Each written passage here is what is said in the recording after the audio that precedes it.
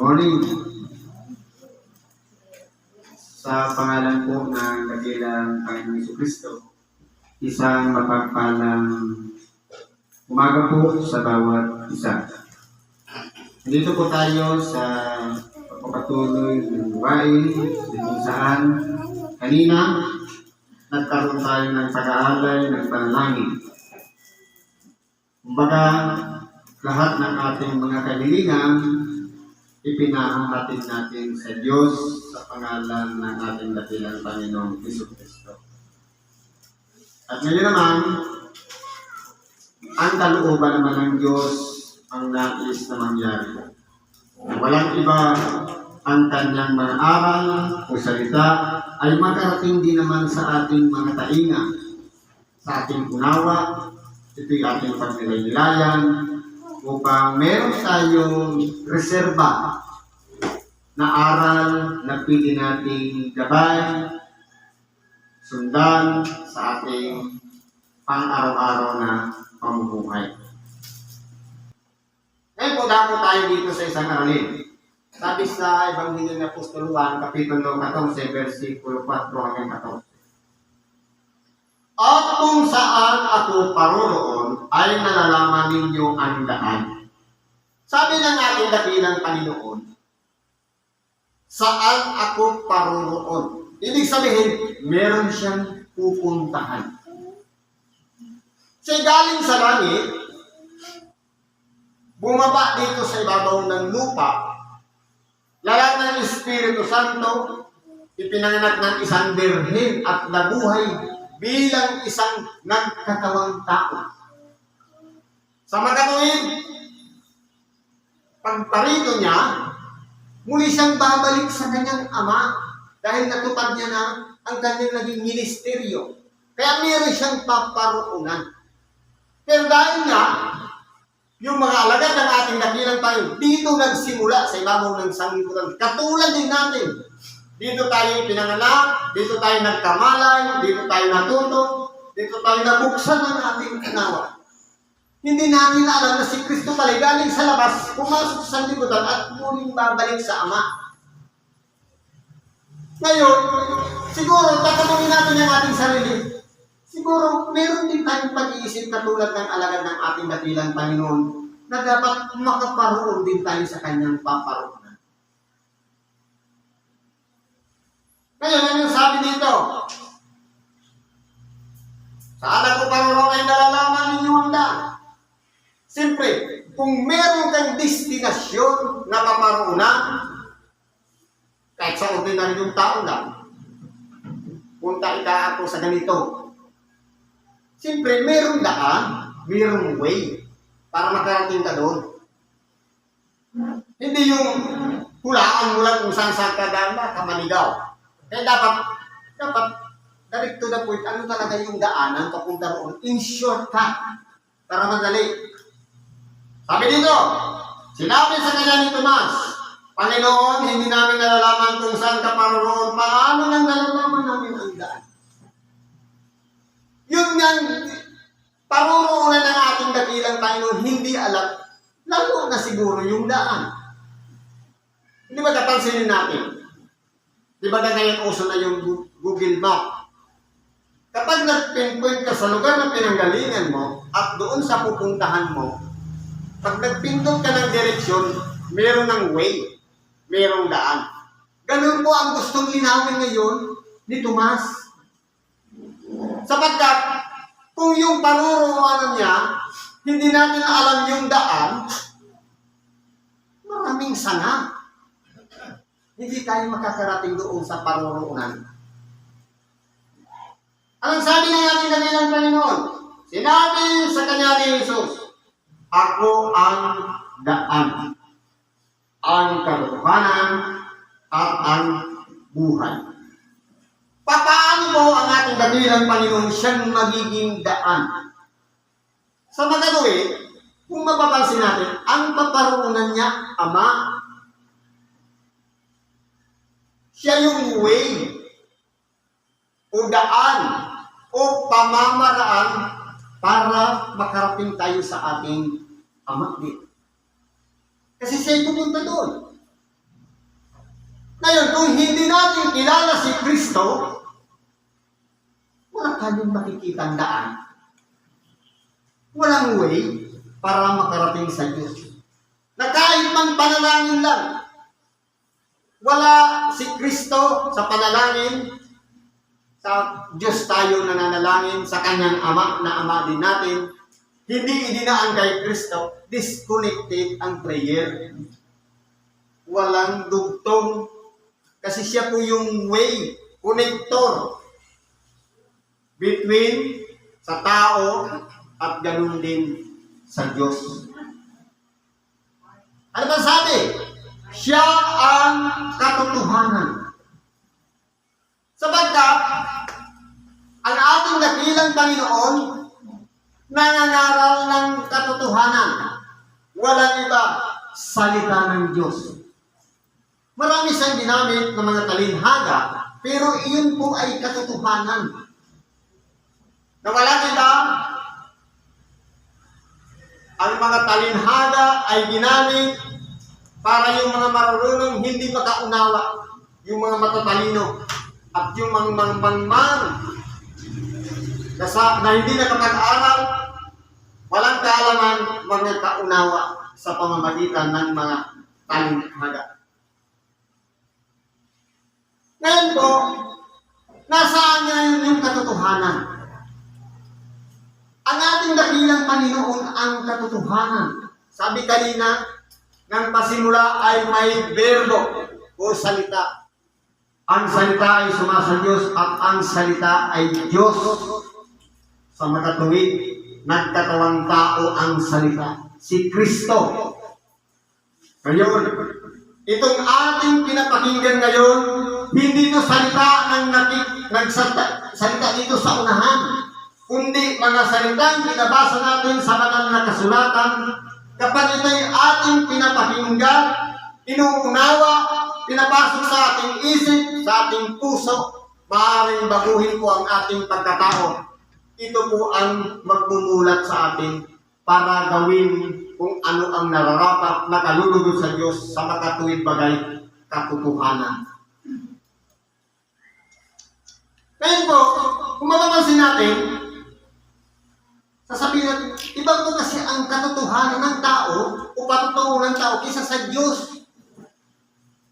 Kasi po doon na lang sa sinabi ng ating dakilang Panginoon na katotohanan na ang nakikangan ng tao kinakailangan parusahan, kahirapan.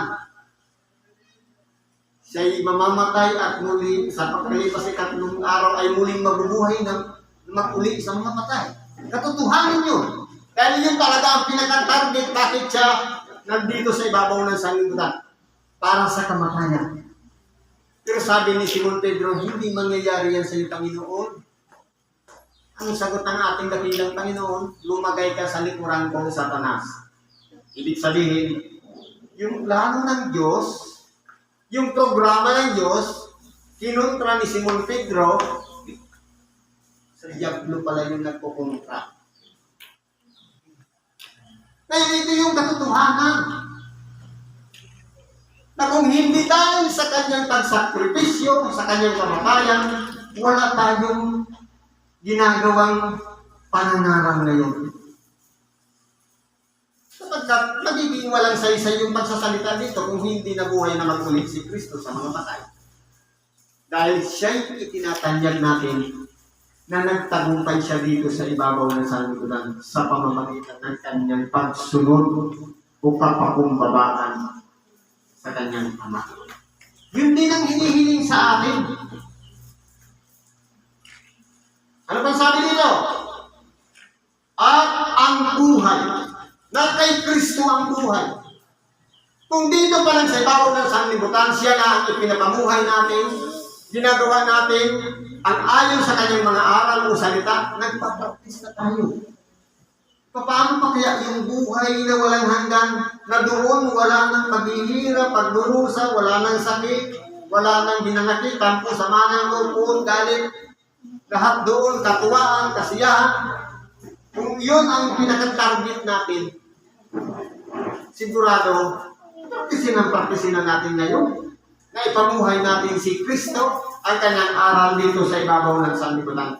Na para bang meron tayong excitement, katubaan sa ating mga sarili na doon tayo papunta. Sino man ay di makaparoon sa Ama, kundi sa pamamagitan ko. Sa magkatuwid, si Kristo lang ang pinaka-way para makarating tayo sa Ama.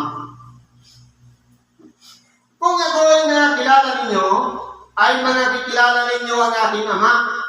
Buhat ngayon, siya ay inyong nakakilala at siya ay inyong nakita. Ngayon po, kung mapapansin natin, paano natin makikilala ang Ama? Palagay natin na sa harapan natin si Kristo. Nagsasalita siya ng ganyan. Hindi po sa pamamagitan nitong visual, nitong sariling pisikal na mata, kundi ng ating unawa, makikilala natin ang mga taong nasa Ama. Sapagkat, sabi nga, ang Diyos pag-ibig. Kapag humingiral sa isang tao pag-ibig, sa makatuwid, nananahan sa Kanya ang Diyos, nananahan sa Kanya ang Ama. Ito po yung isang batayan ng isang taong nagpapasakop sa Ama. Kasi tayo po ay templo ng Diyos. Nananahan siya sa buhay natin. Siyempre, ang mga lumalabas na gawa niya, tawang mabubuti ayon sa kalooban ng Diyos. Sinabi sa kanya ni Felipe, Panginoon, ipakita mo sa amin ang Ama at sukat na ito sa amin. Ano yung inaasam ni Felipe? Makita ng kanyang dalawang mata ang tunay na pagkakakilanlan, sapagkat sarado ang kanyang unawa. Ipinapangaral ng ating dakilang Panginoon ang kaharian ng Diyos. Pero hindi ba napag-uunawa ni Felipe ang gusto niya? Nakikita mismo ng dalawa niyang mata. Pero hindi niya nararamdaman na sumasama pala ang ating dakilang Panginoon. Kumbaga, unawa yung sarado kay Felipe.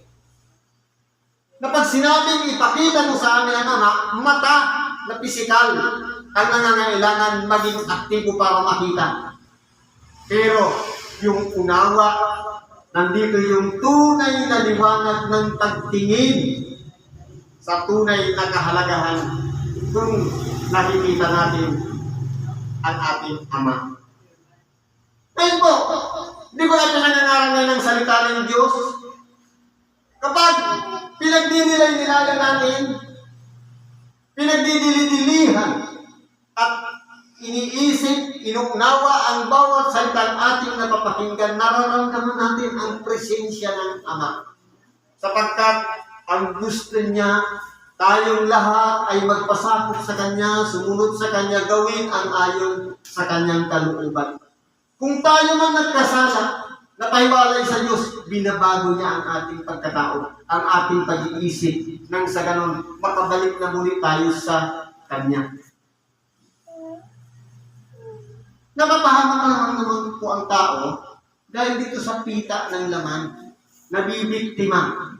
Pero kung pinangunahan tayo ng Espiritu Santo, sa oras na tinanggap natin na tayo isang makasalanan at binago natin pagkatao, palagi pong naririyan siya sa ating kaloob-looban. Ang gabay ng Espiritu Santong nagpapatuloy, na gumagabay sa atin upang hindi na tayo makabalik sa dati nating kalagayan. Sinabi sa kanya ni Jesus, malao ng panahon ako inyong kasama at hindi mo nakikilala, Felipe. Ang nakakita sa akin ay nakakita sa Ama. Paano sinasabi mo? Ipakita mo sa amin ang Ama. Kung mapapansin natin, halos 3 years na nangangaral ang ating dakilang Panginoon, nakasakasama si Felipe. Pero hindi niya pa naunawaan sa kanyang sarili na ang lahat na sinasabi ng ating dakilang Panginoon ay galing sa Ama. Na iniyahayag niya lang sa laman para makita ng kanyang mga alagad ang kapangyarihan ng kanyang Ama. na ipinangaral ng ngalan ng Diyos, nagpapagaling ng mga may karamdaman, nagbuhay ng patay. Maraming ginawang mga kababalaghan. Hindi pa ba sapat na pruweba yun? O patotoo na sa pamamagitan ng ating dakilang Panginoon, marami na siyang nagawa. Kulang pa kay Felipe ang pruweba o patotoo. Kinakailangan pang makita niya samantalang matagal nang ipinakikita. Lamang hindi nauunawaan ni Felipe ang tunay na kahalaga ng mga ginagawa ng ating dakilang Panginoon na ito ay sumasa Ama. Sabi ng ating dakilang Panginoon, magsisampalataya kayo sa akin na ako'y nasa Ama at ang Ama ay nasa akin, o kung di kayo magsisampalataya kayo sa akin dahil sa mga gawain. Pananampalataya sa Ama, pananampalataya din kay Kristo. O kung hindi, dahil sa mga makapangyarihang gawa na mula sa kamay ng ating dakilang Panginoon, dapat sumampalataya na. Sapat na yun. Tayo po, meron din ganoon, pananampalataya. Hindi natin nasaksihan ang hitsura ni Kristo. Ang kanyang pamamaraan kung paano siya nagpapahayag. Ang lugar kung saan siya nangangaral. Ang mga taong pinagaling niya. Ang patay na binuhay niya. Pero, nagbasa lang tayo ng banal na kasulatan, umusbong na yung pananalig, yung pananampalataya, na ito, bagamat hindi nakita ng ating visual na mata, pero nanalig tayo na ito ay nangyari. Dahil lang sa pagbabasa ng banal na kasulatan. Sa mga tuwid, ginagabayan tayo ng Espiritu Santo. Sapagkat nagkakaroon ng connection, yung mga nangyayari noon, na binabasa lang natin ngayon, na parang ipinalalagay natin, kasama tayo doon sa habang nangyayari ng ating dakilang Panginoon, nangangaral at nagpapagaling ng mga may karamdaman. Gawain po yun ng Ama, na ngayon isinasabuhay ng ating dakilang Panginoon, at binabasa naman natin na parang isang pamamaraan na lang ng ministeryo ng ating dakilang Panginoon na kanyang pinagdaanan. Nananalig tayong lahat doon na iyon ay pawang nangyari.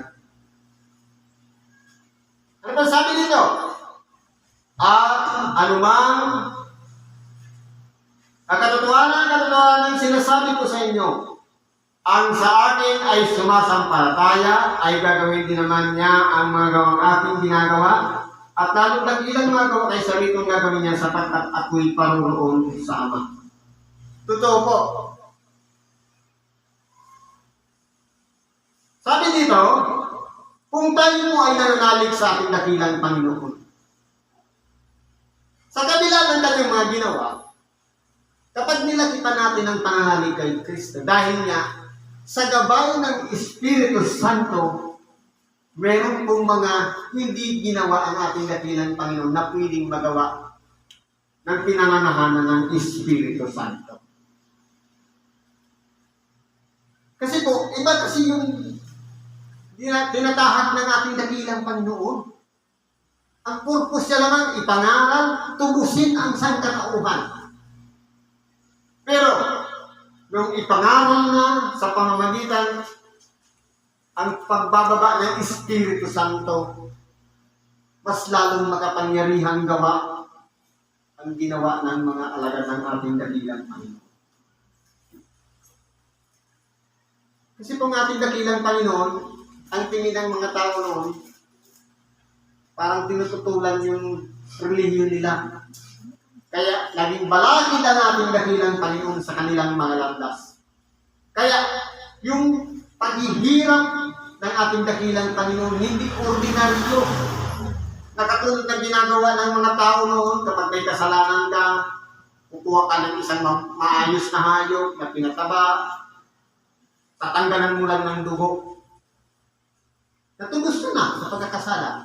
Pero kay Kristo hindi. Yung mga hampas.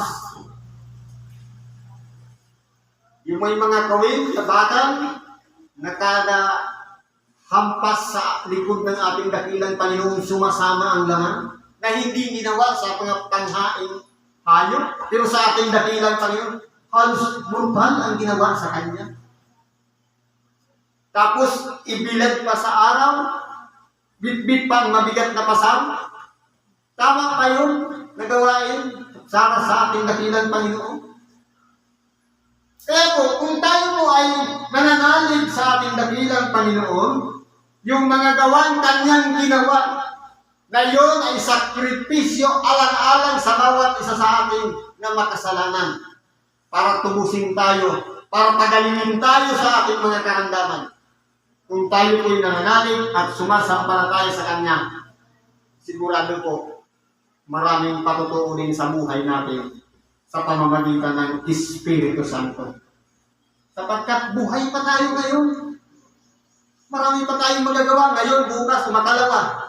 Pwede pa tayong magagawa ng ibang mabuti na sukat na hindi maabot ang ating pag-isip pero nagagawa natin dahil po sa Espiritu Santo na nakaantabay sa bawat isa sa atin. At anumang inyong hingin sa ating pangalan ay iyon ang ating gagawin upang ang Ama ay lumulahati sa Anak. Kung kayo'y magsihingi ng anuman sa pangalan ko, iyon ang ating gagawin.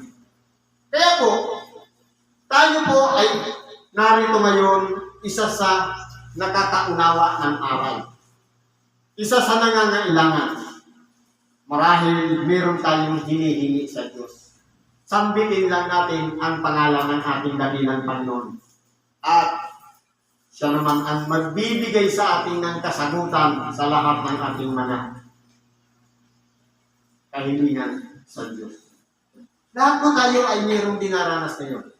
Problema, iwiling natin sa Diyos na masolve na ang problema. Kabigatan sa buhay, karamdaman, idulog din natin sa Diyos sa ngalan ni Kristo Jesus. At anumang mga pagdurusa o mga nangyayari sa ating buhay na mga mabibigat na pagsubok, idalangin din natin sa Diyos, sambitin natin ang pangalan ni Kristo sapagkat nandyan po siya para pakinggan ang dalangin ng bawat isa sa atin. Lamang, ang gusto kasi natin, instant. Pag nanalangin ka ngayon, sagutin agad. Imaginin mo ba naman kung milyon-milyon ang taong nananalangin? Siyempre, isa-isa lang. Pero kung nabubuhay tayo sa katotohanan, sa kalooban ng Diyos, sa pananahan ng Espiritu Santo, madali po ang koneksyon. Matatanggap natin ang kasagutan sa ating mga kahilingan.